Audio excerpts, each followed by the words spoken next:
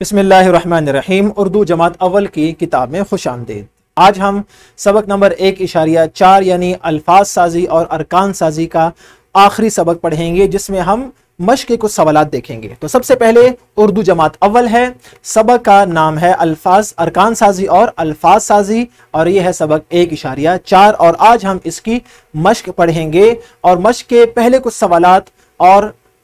पहले कुछ सवालात हमने पिछली वीडियो में मिलकर हल किए थे। आज इंशाल्लाह हम कुछ मज़ीद सवालात और एक सरगर्मी और साथ एक घर का काम मिलकर हल करेंगे, और आपने उसी की मदद से खुद से ये सवालात हल करने हैं।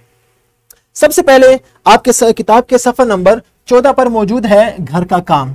घर का काम निहायत आसान है, और घर का काम क्या है? वालिदैन बच्चे से दरज़ैल हरूफ को, हरूफ इल्लत जो कि 4 हैं, हमने आपको बताया है, दरज़ैल हरूफ को हरूफ इल्लत से जोड़कर बोलने का कहें। बच्चा बोलते हुए अरकान कॉपी पर तहरीर करे। तो गोया कि ये आपके घर का काम सुनना और बोलना से भी ताल्लुक़ रखता है, और साथ साथ आपके लिखने की सलाहियत भी इससे बेहतर होगी।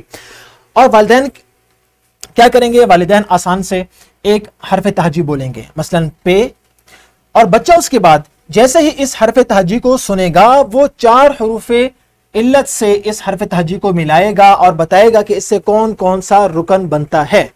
मसलन पे को जब मैं अलिफ से मिलाऊंगा तो ये बन जाएगा पा।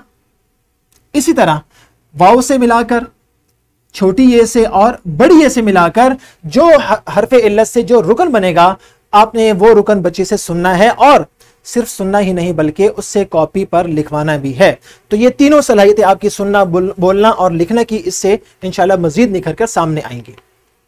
उसके बाद है सवाल नंबर 4, यानी अगला सवाल है, दरज़ैल अरकान के बाद मुख्तलिफ अरकान लगाएं और 3 अल्फाज बनाएं। यानी आपने इन अरकान को देखना है और इन अरकान के बाद मजीद अरकान लगाकर आपने सवाल हल करना है।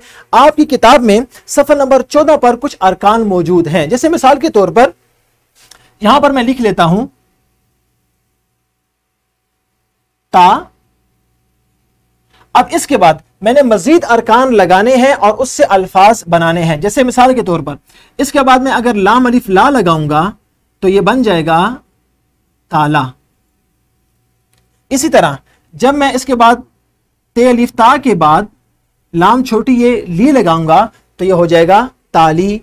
और इसी तरह जब मैं ते अलिफ ता के बाद रे बड़ी ये लगाऊंगा तो ये बन जाएगा तारे। इसी तरह आपकी किताब में मौजूद मुख्तलिफ अरकान को आपने मजीद अरकान से मिलाकर कुछ अल्फाज बनाने हैं। ये है आपका सवाल नंबर 4। उसके बाद हम आगे बढ़ते हैं सवाल नंबर 5 की जानिब। सवाल नंबर 5 निहायत आसान है और आपने मजे से और खुशदिली से आपने ये सवाल हल करना है, और वो क्या है?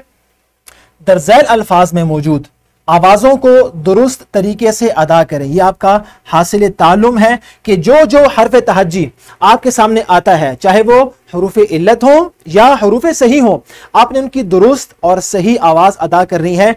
इंशाअल्लाह वो हासिल ताल्लुम इस सवाल के ज़रिए से आपका हल हो जाएगा। और उसके बाद एक सरगर्मी है जो कि निहायत आसान और मज़ेदार भी है, और वो क्या है?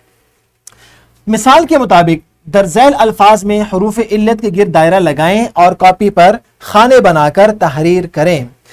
आपके सामने कुछ अल्फाज दिए गए हैं नीचे लाल खानों में, सुर्ख खानों में। आपने इनमें मौजूद इन अल्फाज में कहां कहां हरूफ इल्लत मौजूद हैं, आपने उन पर दायरा लगाना है और आपने वो हरूफ इल्लत अपनी कॉपी पर खुशखत तहरीर करने हैं। मिसाल के लिए एक मिसाल हमने यहां पर दी है, कील। ये लफ्ज है कील। कील में एक ही हरफ इल्लत है, यहां पर आपके सामने दायरा लगाया गया है और उसके सामने लिखा गया है कि इसमें कौन सा हरफ इल्लत मौजूद है। आपने इसी तरह दरज़ैल अल्फाज को गौर से पढ़ना है और इसमें जो हरूफ इल्लत मौजूद हैं, अलिफ, वाव, छोटी ये या बड़ी ये, आपने उनकी निशानदही करनी है दायरा लगाकर, और वो हरूफ इल्लत आपने अपनी कॉपी पर खुशखत तहरीर करने हैं। ये था हमारा घर का काम, जिसमें हमने 3 सवालात हल किए और एक सरगर्मी दी जो कि आपने वालिदैन के साथ मिलकर करनी है। मुझे उम्मीद है कि आप ये तीनों सवालात अच्छी तरह समझ गए हैं और ये करने के लिए आप बेताब हैं। इंशाअल्लाह अगली वीडियो में फिर मुलाकात होगी। फी अमानिल्लाह।